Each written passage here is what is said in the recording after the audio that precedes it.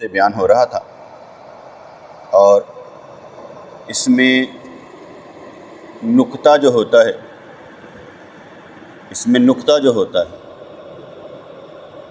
वो ये होता है कि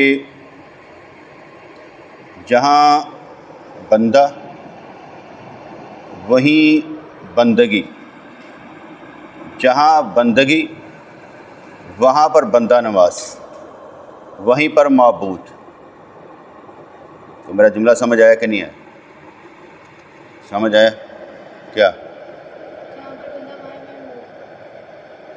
कैसे? जहाँ पर बंदा वहाँ पर बंदगी। अगर बंदा बंदगी नहीं कर रहा तो बंदा नहीं। जहाँ पर बंदा वहीं पर बंदगी, क्योंकि बंदा हमेशा बंदगी में रहे। इसलिए जहाँ पर बंदा वहाँ पर बंदगी, वहीं पर बंदा नवाज। और माबूद बंदे के साथ उसकी औकात, उसकी सोच, उसके एहसासात के मुताबिक बंदा और बंदगी लाज़िम व मलज़ूम हर वक्त 24 घंटे। जिस वक्त आपने ये महसूस किया कि आप बंदे नहीं हैं तो बंदगी से बाहर हैं, क्योंकि आप बंदगी कर नहीं रहे। और जब बंदगी नहीं कर रहे तो आप बंदे नहीं हैं। अल्लाह का बंदा हमेशा बंदगी में रहे, बंदगी से बाहर नहीं हो सकता। फ़िक्र की रो से, चाहे वो फ़र्ज़ हो, वाजिब हो, सुन्नत हो, मुस्तहब हो, जायज़ काम हो, जो 24 घंटे हम करते हैं तो 24 घंटों में वो बंदा ही रहेगा। इसलिए जहाँ पर बंदा वहीं पर बंदगी। बंदगी से कोई बंदा दायरे से बाहर नहीं, और बंदगी से ही काम होना चाहिए। और सबसे बड़ा मुकाम ही मुकाम बंदगी। बाकी चीज़ें से के बाहर हैं कि अल्लाह ताला क्या दे रहा है, किस तरह से, जो भी सारे नुक्ते हैं इसके बाहर हैं। मुकाम बंदगी के बाद सारे नुक्ते हैं, स्टेजेस हैं कि बंदा बंदगी करते हुए किस मुकाम पर आ जाता है। वमा रमैता इज़ रमैता वलाकिन्नल्लाह रमा, नबी की शान। इस लिहाज से तो बंदा बंदगी करते हुए अल्लाह के साथ, और इसमें यह भी होगा कि हमेशा अपने ज़मीर का साथी। ज़मीर जब कौशन देता है, इंडिकेशन करता है, उस वक्त समझना है कि ज़मीर क्या कह रहा है, अच्छी सोच आ क्या रही है, उस सोच के मुताबिक चलना है, बुरी सोच के मुताबिक नहीं। तो जहाँ बंदगी छोड़ी, बंदा बाहर, आउट। उन लम्हात में, उन वक्त में, उन सेकंड्स में वो गेम से बाहर है। और ये मुकाम बंदगी सबसे बड़ा मुकाम। कुछ भी ना बंदा मांगे ना, सिर्फ ये कह दे या अल्लाह मुझे अपना बंदा बनाकर मुकाम बंदगी अता फरमा, मैं कभी फारग ना रहूँ बंदगी से, कभी फारग ना रहूँ। इसमें दूसरी बात भी, हर बंदा महसूस नहीं कर सकता कि उसके साथ क्या गुजर रही है और क्या अल्लाह करीम उसे दे रहा है। कहीं पर भी हो, चाहे आप नमाज में हैं तो हदीस पाक के मुताबिक नमाज पढ़ने वालों को, किसी को 5 नंबर, किसी को 10 नंबर, किसी को 50 नंबर, किसी को 60 नंबर, किसी को 100 नंबर, हर एक को एक जैसे नंबर नहीं मिलते नमाज में। इसी तरीके से नमाज में जो बंदा बंदगी में मशगूल है वो पूरे नंबर वही लोग लेगा जो बंदगी कर रहा है, और बंदा बनकर बंदगी कर रहा है, टाइम पास नहीं कर रहा। अगर आप अल्लाह के घर में भी मौजूद हैं और नबी के दर पर भी मौजूद हैं तो उस वक़्त भी आप मुकाम बंदगी पर ही रहें। नंबर वही मिलेंगे जिस नंबर के मुताबिक आप हैं, उतने ही नंबर। सारे चक्कर लगा रहे होंगे, लेकिन आपने चक्कर लगाते हुए नंबर कितने लिए, मार्क्स कितने लिए, ये देखना पड़ेगा। ठीक है ना? ऐसे ही जैसे हम आपस में चलते फिरते रहते हैं तो हमारा आपस में क्लैश नहीं होता। जब क्लैश नहीं होता, इसका मतलब यह हुआ कि हम वो सुपरलेटिव डिग्री पर होते हैं जहाँ पर हम एक दूसरे को समझ गए होते हैं, बर्दाश्त करते हैं। ये बर्दाश्त भी गलत लफ्ज़ है, समझना कि ठीक है। बर्दाश्त उस वक्त करते हैं कि जब मालूम है यार कोई बात नहीं, मैंने सहना ही पैना है, लेकिन उस वक़्त भी हम क्लैश नहीं करते। ये सुपरलेटिव डिग्री पर हम आ जाएंगे जहाँ पर सारे हम हयार एक सोच के, एक प्लान के होंगे। तो जहाँ पर बंदा वहीं पर बंदगी, बंदा दर्स दे रहा है तो ये भी एक बंदगी का अंदाज़ है दूसरों को समझाने का कि भाई ये मुझे नुक्ता मिला है, तुम भी ले लो। बंदगी से बाहर ना होना, बंदगी से फरार नहीं होना। ये कहकर बंदा बाहर नहीं हो जाएगा मुझे मिलता ही क्या है, बाहर नहीं निकलना। जैसे तालिब इल्म है, इल्म क्या देगा, इल्म पहले पता उसे क्या मिलेगा, कौन सी डिग्री मिलनी है, उसे क्या बेचारे को पता, वो तो जा रहा है। डिग्री मिलेगी, नौकरी मिलेगी तो समझ आएगी कि यार इल्म देता क्या है। इल्म आशनाई का दर्स देता है, रोशन होने का दर्स देता है, दूरी को दूर करने का दर्स देता है, एक होने का दर्स देता है, एक से एक होने का दर्स देता है। क्योंकि इल्म है, इल्म जुदाई नहीं करता, इल्म साथ मिलाता है।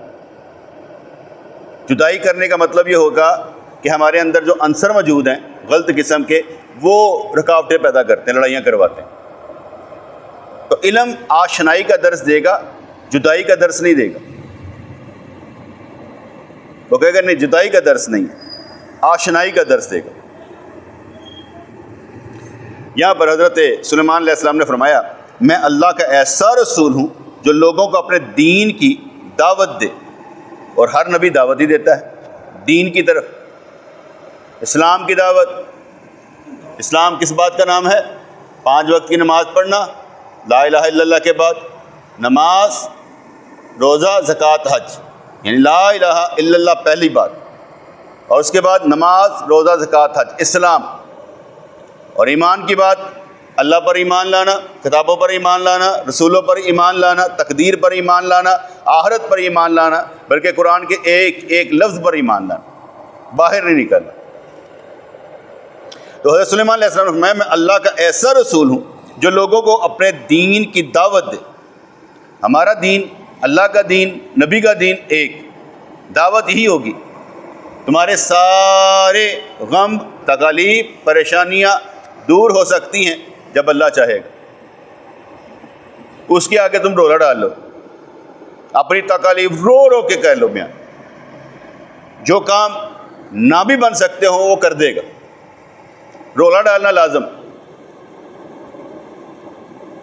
एक होता है मुकाम रज़ा, ठीक है, उसमें मस्त रहे, लेकिन रोला भी डालें।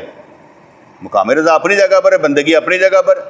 आप बंदे भी तो बने ना, मुकाम रज़ा पर ठीक है कि जो होगा मर्जी उसकी, लेकिन साथ में रोला भी डालें, या अल्लाह बहुत तकलीफ में, मेरा ये मसला हल कर दे। रोला भी डालना चाहिए क्योंकि वो अल्लाह करीम है, वो कहता है मुझसे मांगो, तो हमने वो भी करना है। फिर उसके बाद जो होगा वो उसकी मर्जी, लेकिन रोला तो डालेंगे ना। इसे रोला भी डालना लाजम ठहरा। तो बात समझ में आई? मैं अल्लाह का ऐसा रसूल हूँ जो लोगों को अपने दीन की दावत दे। मैं शहवत की बुनियाद पर तुझे यहाँ आने की दावत नहीं दे रहा। बल्कीस रानी, शहवत की बुनियाद पर मैं तुझे यहाँ आने की दावत नहीं दे रहा। जैसे मैंने कल जुम्मे भी फरमाया था कि नबियों को इससे गर्ज नहीं होती कि हुजूर ने यार इतनी शादियाँ क्यों की। उनके लिए जायज़ था, जितनी मर्जी करते, वो कौन सी बात थी। जो उनके बारे में सोचे वो मुसलमान कैसा, बड़े को अख्तियार हासिल है। हमने उनकी अच्छी तौजीह पेश करनी कि उन्होंने जो किया बिल्कुल ठीक किया। अच्छी तौजीह पेश करेंगे, नक्स नहीं निकालेंगे, उनको क्या कहते हैं, हवस परस्त नहीं कहेंगे, नफसानी ख्वाहिशात का मालिक नहीं कहेंगे, क्योंकि वो अंबिया किराम है। वो इन चीज़ों से मुबर्रा होते हैं, पाक होते हैं, इसलिए मासूम होते हैं। और समझाया भी था कि अगर हुजूर कोई गुनाह करते तो वो भी हमारे लिए सुन्नत हो जाता, तो किया ही नहीं है। उनके रिकॉर्ड में ये चीज़ ही नहीं है जिसको हम कहते हैं ये भी मुस्तहब काम है, भाई ये भी कर लेना चाहिए। इसलिए हुजूर मसूम अनिल हता, गुनाहों से पाक है, इसलिए गुनाह किया ही नहीं। जो बंदा तो जी करेगा अच्छी से अच्छी करेगा, बुरी करेगा खुद ही मारा जाएगा। वो नबी हैं, उनकी तबाह का हुक्म है, और तबाह गुनाहों की तो होती नहीं है, तो वो नबी गुनाह करता कब होगा? वो गुनाहों से पाक है, इसलिए मासूम है। तो यहाँ पर अब फरमाने लगे, मैं शहवत की बुनियाद पर तुझे यहाँ आने की दावत नहीं दे रहा हूँ। रसूल में अगरचे औरतों की शहवत है, लेकिन वो शहवत से मगलूब नहीं होते, बल्कि शहवत पर हमेशा गालिब रहते हैं। हम लोगों को ज़रूरत पड़ती है, अंबिया कराम उससे भी मर्रा होते हैं। जैसे एक वाक़या मैं कई दफ़ा सुना चुका हूँ, सिर्फ वाक़या है कि हज़रत ख्वाजा हसन बसरी रहमतुल्लाह अलैह ने राबिया बसरी रहमतुल्लाह अलैहा से कहा कि मैं आपसे निकाह करना चाहता हूँ। वो निकाह करना नहीं चाहती थी। उन्होंने कहा मुझे कोई करामत तो दिखाना कि मैं समझूँ। ऐसे दिखा, उन्हें मसाला दरिया पर फेंका, दरिया के ऊपर खड़ा हुआ, राबिया बसरी उस पर खड़े होकर नमाज पढ़ने लगे। कहते ऐसी कोई करामत मुझे दिखा, मुझे पता चले तू भी कोई अल्लाह का बंदा है। उन्होंने कहा अच्छा। उन्होंने उंगल जो थी ना दरिया में डाली, दरिया ही सारा रुक गया। कहा यह देख मेरी करामत। उन्होंने उनको समझाने के लिए फरमाया, ए हसन बसरी, पूरा दरिया रोक दिया तुमने, अपने अंदर का एक कतरा नहीं रोक सकते। अपने अंदर का एक कतरा रोक के देखा, दरिया रोकना कमाल नहीं है, बड़े से बड़ा काम नहीं, लेकिन इस काम पर आकर जब बंदा रुक जाता है। इसलिए वो हम शहवत से मगलूब नहीं होते, शहवत पर हमेशा गालिब रहते हैं। मैं किसी हसीन की मोहब्बत का कैदी नहीं बन सकता। जिनके अंदर अल्लाह करीम की मोहब्बत दाखिल हो जाए वो हुस्न परस्त नहीं होते, जो वो हुस्न परस्त हो। इमाम अहमद गज़ाली रहमतुल्लाह अलैह, उन्होंने एक रिश्ता किया, तो लड़की खूबसूरत, रिश्ता किया। उन्होंने कहा इसकी एक बहन भी है, इल्म वाली है, लेकिन आँख से कानी है। हमने कहा मैं उससे रिश्ता करूँगा जो इल्म वाली, और उससे रिश्ता किया, आँख से कानी वाली से रिश्ता कायम किया। क्यों? इसलिए कि इल्म वाली थी, इल्म को बुनियाद बनाया, अपनी शहवात के लिए नहीं कि मैं इसके साथ खड़ा जचूंगा कैसे, इसका कोई तल्लुक नहीं, क्योंकि हम रिश्ते बुनियाद पर करते हैं, हुस्न परस्ती के बुनियाद पर करते हैं। लेकिन हजूर ने तो फरमा दिया ईमान की बुनियाद पर रिश्ते करने, और जो ईमान की बुनियाद पर रिश्ते करेगा हमेशा कामयाब है। क्योंकि ईमान, जैसे मैंने अभी कहा ना, हम ख्याल हो तो बड़े अच्छे लगते हैं, हम ख्याल होना ना हो तो रोले डरता है। जैसे हम ख्याल होना, ईमान होना, दोनों तरफ एक जैसा, या बंदा इतनी ताकत रखता हो, जैसे कहा जाता है कि अहले खिताब से भी शादी कर लो लेकिन उनको अपने मज़हब पर लाने वाले बनो, इतनी ताकत रखता हो कि अपने बच्चों को भी संभाल सके और उसको भी ला सके, तो कर ले।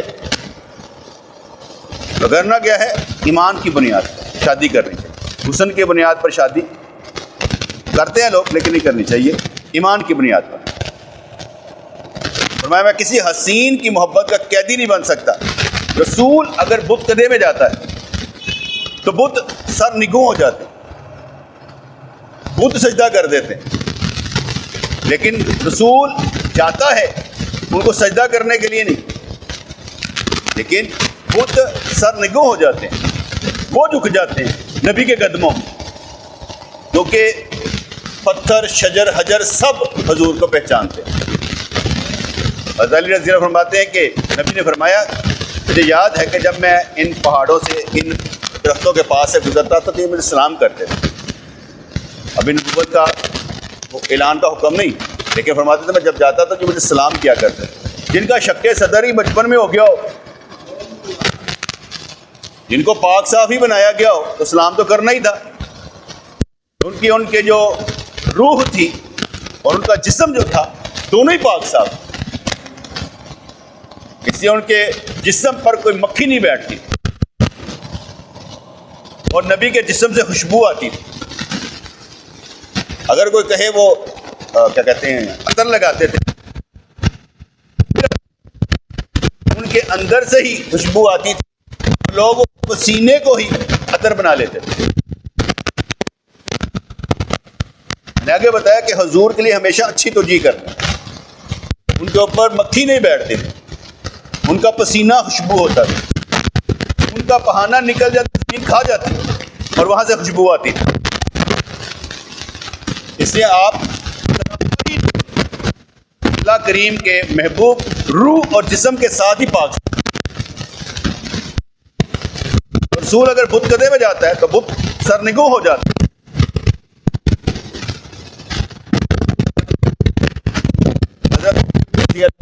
हुए कहाँ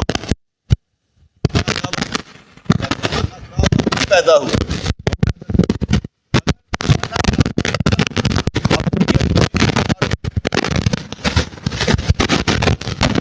अगर अली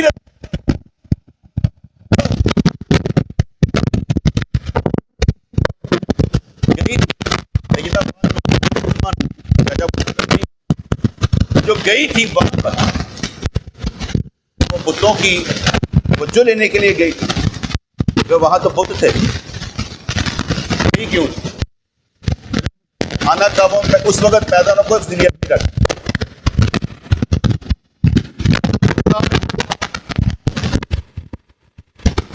हम भी कहते हैं कि हमारी किताबों में लिखा है पैदा वही हुई, वहां पर जाना किसी और मकसद के लिए हो सकता, तो पैदा हो गए होंगे, एक्चुअल तो हमें भी मालूम नहीं है। लेकिन रसूल तैयत वसना अपनी चची फातिमा, जब वो पा गई, कब्र में लेट कर देखा और फिर उनको वहां पर दाखिल किया गया।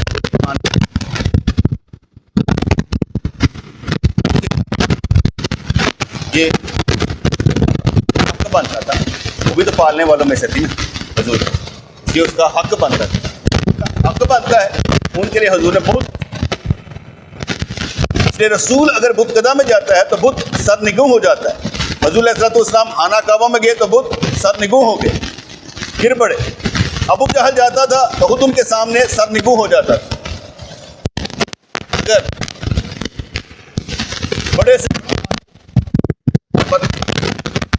आप कायम दायम रहे, वेरी गुड, बहुत अच्छी ताकत के मालिक। क्या आप झुकते सामने भी आप झुकते नहीं। एक होता है किसी को इज्जत देना, किसी को तौकीर करना, उसकी बात नहीं कर। कोई बड़े से बड़ा आदमी भी देखा जाए,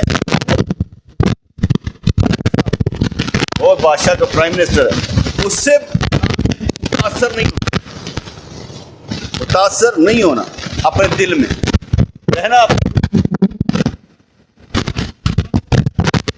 क्योंकि बाज़ जो क्वालिटीज हम में नहीं होती, हम दूसरों में देख के उनसे मुतासर हो जाते। असर लेना तो सिर्फ अल्लाह करीम का लेना, और किसी का भी असर नहीं लेना। तो अबू जहल जाता था तो खुद उनके सामने सरनिगू हो जाता था। हाँ, अगर कोई बंदा अल्लाह ताला ने उसे रुतबा दिया तो आप उसे सलाम कर सकते हैं, वो कोई मसला नहीं। लेकिन जो मैं अंदर की बात समझाना चाह रहा हूँ कि दिल में आपने इतना बड़ा नहीं लेना, असर नहीं लेना। असर सिर्फ और सिर्फ अल्लाह की मोहब्बत का लेना। जहाँ बंदा वही बंदगी से बाहर बंदा नहीं है।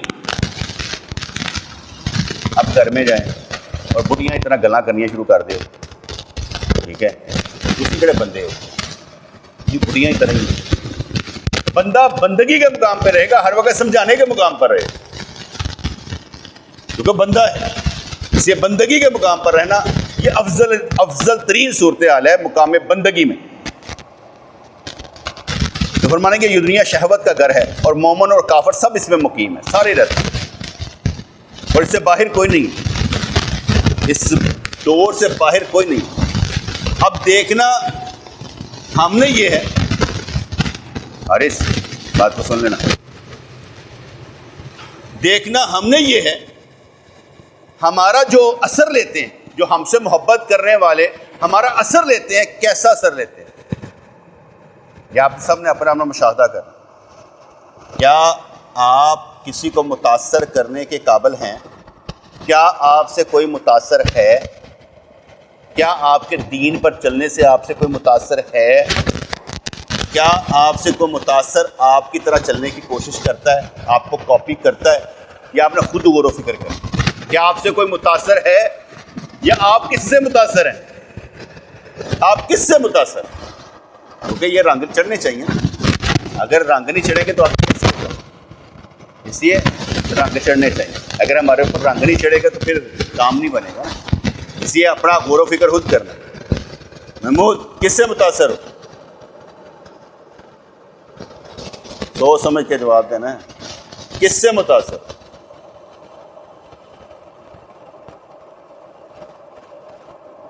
किससे नहीं यार, इतना तो बंदे कौन है? किससे मुतासर? हाँ नाशिद, किससे मुतासर?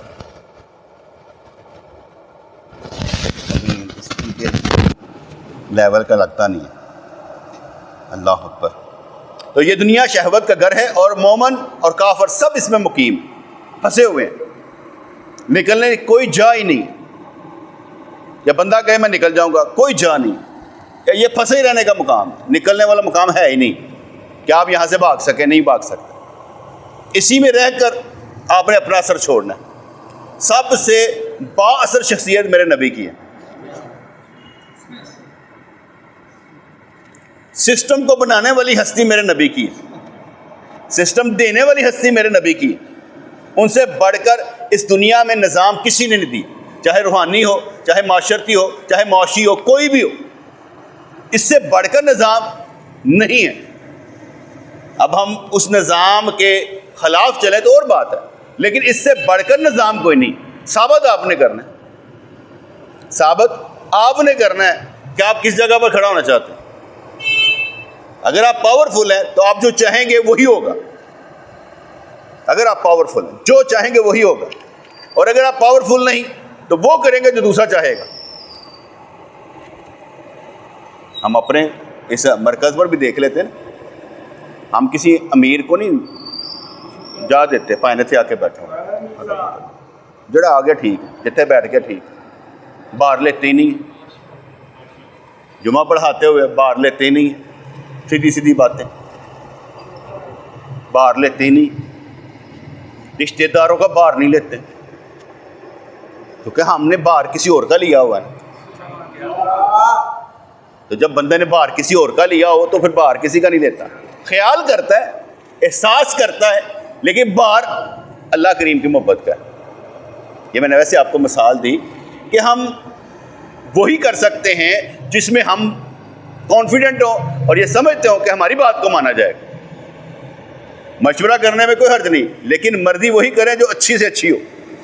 क्योंकि बेटे हम अपने बच्चों के भी मुस्तकबिल के वारिस हैं ना, सहारे हैं, उनको भी वही सिखाना है। अगर हम उनको नहीं सिखा सकेंगे तो कुछ भी नहीं कर सकेंगे।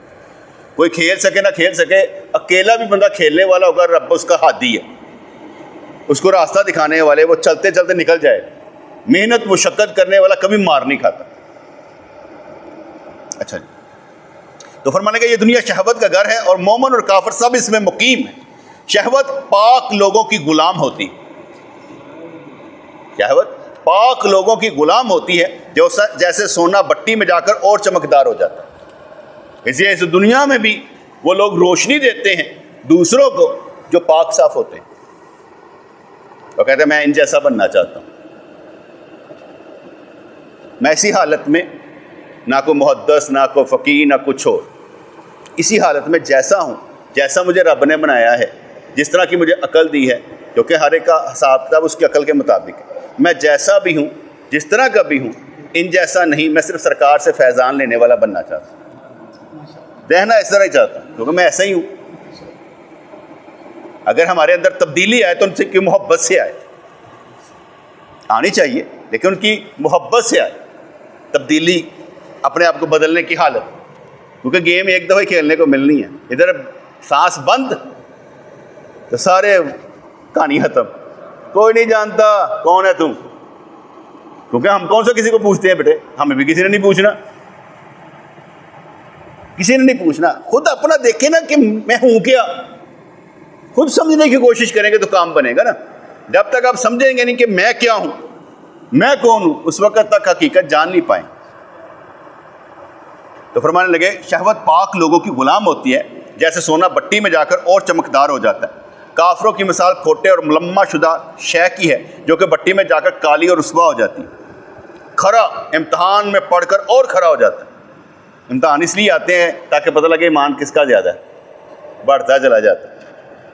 इसलिए अल्लाह कर फरमाता है वाला नबलुवन्नक, हम आजमाएंगे यार, हर एक को आजमाएंगे, कोई भी बाहर नहीं, हर एक को आजमाना है रब्बे करीम। ये बच्चा कहे ना कि मैं तो बच्चा हूँ, कोई बच्चा नहीं, अल्लाह ताला हर एक को आजमा रहा है, और इनकी वजह से हमें आजमा रहा है और हमारी वजह से इनको आजमा रहा है। हम अजीबो गरीब लोग होते हैं ना। एक दोस्त समझ नहीं था, छोटे थे तो उनके घर दावत करनी थी। कहता मेरी माँ मोटी है भा, मैं अपनी हालां नूं अगे करना है, वो पतली है। कई लोग कहने कि तेरी माँ मोटी है। ये सिनेरियो क्या होगा, उसको वो चीज़ पसंद नहीं है। वो कहता नहीं मैं दुनिया इंज ना समझा जाऊँ। छोड़ यार, ये कोई बात है करने वाली। जो तेरी माँ है वो तेरी माँ है, वो जैसी भी है तेरी माँ है। कमी मेरी माँ है, ये मेरा बाप है, जैसा भी है मेरा बाप है। उससे बाहर तो नहीं ना है, उनसे उनको कहते हैं एडमिट करने में मज़ा है ना कि मेरा बाप है, ये मेरी माँ है, बात खत्म हो गई। उसको बदलने का तयन क्यों? तो खरा इम्तहान में पढ़कर और खरा हो जाता है, और खोटे का खोट और नुमाया हो जाता है।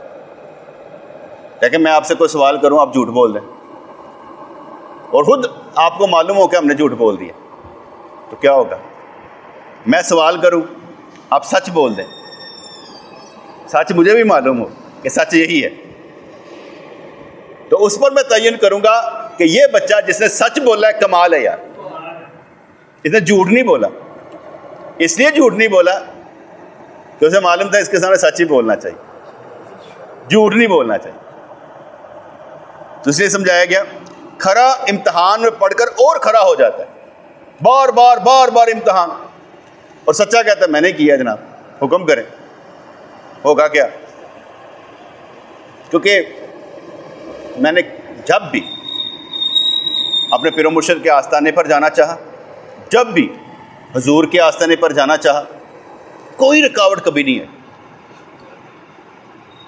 क्योंकि खरा हमेशा खरा होता है, झूठ बोला ही नहीं, ना कभी माँ मारी काम वास्ते एप्लीकेशन देती है, ना फलाना पिता, नहीं किया ही नहीं। कभी काम पड़ गया, बर्डन आ गया, भागे नहीं। जब तक काम ने हमें छोड़ा नहीं, हमने भी काम को नहीं छोड़ा। बल्कि मैं अपने अंदर ये तहिया कर रखा था, जितना मर्जी काम हो, लोग थके, मैंने नहीं थकना, वो थक जाए। इसलिए मेरे बारे में कहा जाता है इससे जितना मर्जी काम दे दो करके उठेगा, फायदा नहीं है काम। एक और मज़ेदार मिसाल देता हूँ। मैं अक्सर ऑफिस में 3 बजे के बाद बैठना गवारा नहीं करता था, 8 से 3 बहुत था। 3 बज के 5 मिनट पर तो मैं घर आ गया हुआ था। पीछे से किसी ने मेरी शिकायत लगाई कि वो चला गया। मेरे ऑफिसर के पास बात पहुंची, कहने लगे एक बात बताऊं, वो 8 से 3 बजे तक इतना काम कर लेता है, तुम में से कोई नहीं करता, उसका जाना बनता है। जितना वो काम कर लेता है ना, उसका जाना बनता है, जाने दो। मुझे उसके कमेंट की बड़ी खुशी हुई। तो उसने ये नहीं कहा, हालांकि मुझसे पूछता था कि भाई हम जब तक बैठे हैं तुम्हें बैठना पड़ेगा, ये कानून में लिखा है। मैं क्या लिखा होगा? फिर मैं 3 बजे चला जाता, क्योंकि मुझसे बर्दाश्त नहीं होता था कि यार 3 बजे के बाद फिर काम है, बहुत है 8 से 3 यार ज़िंदगी का, बैठे रहो। इसने मुखलस होकर काम करना और उठ के आ जाना, बस काम खत्म। इसलिए कोई भी उल्टा सीधा क्या कहते हैं एप्लीकेशन कोई नहीं, फलाना मर गया, ये हो गया, वो हो गया। सच बात, और सच का जो होता है ना सौदा बड़ा सच्चा होता है, सीधा होता है, प्यारा होता है। तो खरा इम्तहान में पढ़कर और खरा हो जाता है, और खोटे का खोट और नुमाया हो जाता है। पता लगना चाहिए ना कि जो सामने बैठा है इसको समझाना कैसे। मैंने आगे बताया ना कि हम अपने पीर मुर्शिद रहमतुल्लाह के बाद वो 2 चादरें मैं लेकर गया, नहीं थी चादर तो मैं पाँव के नीचे रखने का, तो एक लम्हे में ख्याल आया चादर नहीं है, और दूसरे लम्हे में मैंने चादर उनके कदमों के नीचे रख दी हुई थी कि आप इस पर पाँव रखें। उस एक ख्याल पर आपने फरमाया चादर नहीं है। देखो कैसे उन्होंने उसी वक्त पकड़ा और फरमाया चादर नहीं है।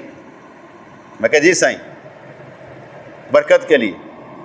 कहा बरकत तो वैसे भी है। मैं कहा साईं, इस गंद को साफ करने के लिए। जिसने ये अंदर से आवाज़ निकाली क्यों है कि चादर नहीं है? आपके सामने कोई चादर नहीं। हमें मोहब्बत में उनके सामने ये नहीं कहना ये चीज़ नहीं है, बल्कि बंदे को तो इश्क वाला होना चाहिए ना, कि कोई चीज़ हो जाए तो कहा ये साढ़े वास्ते तो फजूल ही है, ताड़े वास्ते ही है, ले लो, कोई गल, कोई मसला नहीं। तो फरमाया कि शहवत पाक लोगों के गुलाम होते हैं, जैसे सोना भट्टी में जाकर और चमकदार हो जाता है, खरा इम्तहान में पढ़कर और खरा हो जाता है, और खोटे का खोट नुमाया हो जाता है। जिस वक़्त आपको सच कहने में दिक्कत ना हो, सबसे बड़े बहादुर आप हैं। उसका भी मतलब होगा कि आपकी पर्सनैलिटी में डर कोई नहीं है।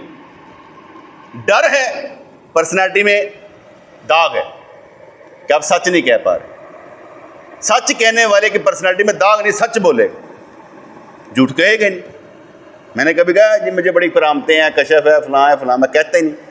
मुकामे बंदगी का जैसे जैसे दर्जा बुलंद होगा, काम खुद ब खुद ही बदलते चले जाएं, ज़रूरतें खुद ब खुद ही समझ आती हैं, हो जाएंगी। इसलिए सबसे बड़ा मुकाम मुकामे बंदगी ही है।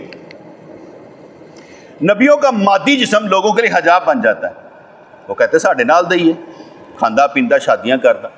फरमाया कि नबियों का मादी जिस्म लोगों के लिए हजाब बन जाता है। मोमन का काम नबियों की रूहानी ताकत को देखना होता है। जितनी मैंने अभी बातें की ना, उसका खुलासा भी छोटा सा आ गया कि मोमन का काम नबियों की रूहानी ताकत को देखना होता है। तो उनकी रूहानी ताकत क्या है? अभी मैंने क्या लफ्ज़ बोला था? जहाँ बंदा वहीं बंदगी, जहाँ बंदगी वहीं बंदा नवास, वहीं अला वहीं मबूद। जब बंदा बंदगी पर है तो बंदगी को देखने वाला भी तो है ना। जिसकी बंदगी कर रहा है वो देख ना रहा हो तो बंदगी कैसे हो सकती? जहाँ बंदा वहीं बंदगी, और जहाँ बंदगी वहीं बंदे को देखने वाला। क्योंकि नंबर तो उसी ने देने हैं। अगर बंदगी उसको दिखाने के लिए नहीं तो किस लिए है? बंदगी है ही उसको दिखाने के लिए, या अल्लाह तेरे लिए। जब उसको दिखाने के लिए है तो नंबर भी वहीं से मिलेंगे, क्योंकि देने वाला भी वही है। तो मोमन का काम नबियों की रूहानी ताकत को देखना होता है। यार नबियों ने ऐसे काम कर डाले तो हम क्यों नहीं कर सकते? उनकी रूहानी ताकत का असर हम पर भी तो होना चाहिए, उनके जज्बों का असर हम पर भी तो होना चाहिए। कैसे मैंने आगे भी समझाया था, हजूर यहाँ भी शाहिद है, हजूर वहाँ भी शाहिद है, फ़र्क कोई नहीं। हजूर वहाँ पर भी शाहिद है, जैसे हम हाज़िर नाज़िर कहते हैं, हजूर वहाँ पर भी शाहिद है, हजूर यहाँ पर भी शाहिद है। शाहिद वाली हस्ती, शाहिद वाली क्वालिटी आपकी ख़त्म नहीं हो सकती। इसलिए आप जहाँ पर भी हैं आप शाहिद हैं, और हमारे गवाह हैं, और गवाह वही होगा जो देखता है। इसलिए आप यहाँ पर भी शाहिद हैं। अस्सलातु वस्सलामु अलैका या रसूल अल्लाह। बात सुन ली, बात पहुँचा दी गई, बात ख़त्म, क्योंकि आप शाहिद हैं। ऐसे ही जज्बे से आपने दुरूद सलाम पढ़ना है। और अगर दुरूद सलाम पढ़ते हुए सलाम का जवाब ना मिले, ये कैसे हो सकता है? सलाम का जवाब देना वाजिब है, सलाम करना सुन्नत है। इसलिए सलाम करे, वाजिब खुद ही आ जाएगा।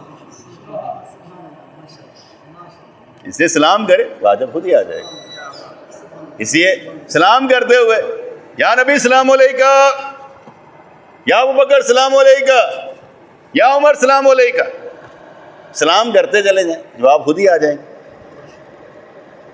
और जैसे मैंने अक्सर वो पीर मिठा रहमतुल्लाह की बात सुनाई है ना, एक बुजुर्ग थे, उन्होंने हमारे पीर मुर्शिद को फरमाया, तुम्हारा पीर मिठा रहमतुल्लाह वो है कि अगर किसी के सलाम का जवाब दे दे उसकी बख्शिश हो जाए। ये उनकी फजीलत उसने बयान की। तो मैंने उस पर अपने दिल में सोचा, वो तो एक पीर हैं, ठीक है, और ये नबी अल्लाह है, अगर इनको सलाम किया जाए जवाब आए, लेकिन उम्मती बनकर, बंदगी समझकर, मुकाम बंदगी में रहकर काम कर। ऐसा नहीं हो सकता कि सलाम का जवाब ना आए। सलामती हो गई भाई। तो मोमिन का काम नबियों की रूहानी ताकत को देखना होता है। शैतान ने हज़रत आदम अलैहिस्सलाम के मिट्टी के जिस्म को देखा और उनका मुनकर बन गया। अंबिया कराम की रूहानी ताकत और औसाफ़े हाकी जिस्म में नहीं छुप सकते।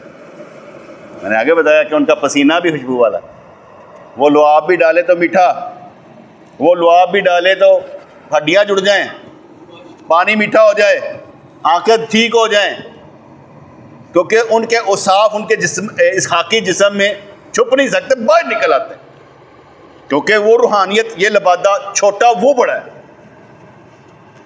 नहीं कहीं समझ आई? आप एक दफ़ा दुरूद पढ़े नबी पर तो 10 दफ़ा अल्लाह रहमतें भेजता है।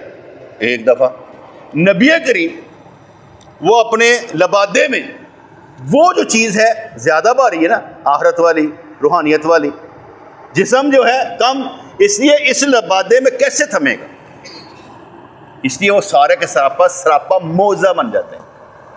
उनका देखना मौजा, उनका बात करना मौजा, उनका उंगल हिलाना मौजा, उनके कदम जहाँ पर लग जाए वो मौजा, हर जगह पर वो मौजे हैं। आपके हाथ में आ जाए मौजा, आपकी सोच में आ जाए मौजा, क्योंकि एक होता है ख्याल हाथ में आ गए, एक होता है ख्याल में आ गए। मैं ख्याल को अहमियत देता हूँ कि अपने ख्याल में हमेशा नबी को रखें, तो ये समझें कि हाथ से बढ़कर ज़ियारत है, कि नबी को ख्याल में रखा हुआ है। अपने ख्यालों में अपने नबी को रखना चाहिए। तो अंबिया कराम की रूहानी ताकत और साफ़े हाकी जिस्म में नहीं छुप सकते। क्या सूरज पर हाथ डालने से वो छुप सकता है? दरिया की सतह पर अगर घास आ जाए तो उसका बहाव कब छुप सकता है? वो तो चलता रहता है, ऊपर घास हो नीचे पानी चलता रहेगा। आगे अगला किस्सा है वो पीर वाले दिन, कल महाना महफिल होगी इंशाअल्लाह। अल्लाह करीम हमसे दीन का काम ले, ईमान का काम ले, अच्छी सोचें अता फरमाए। रब्बना तक़ब्बल मिन्ना इन्नका अंतस समीउल अलीम व तुब अलैना इन्नका अंतत तव्वाबुर रहीम। आमीन रहमतिका या अरहमर राहिमीन।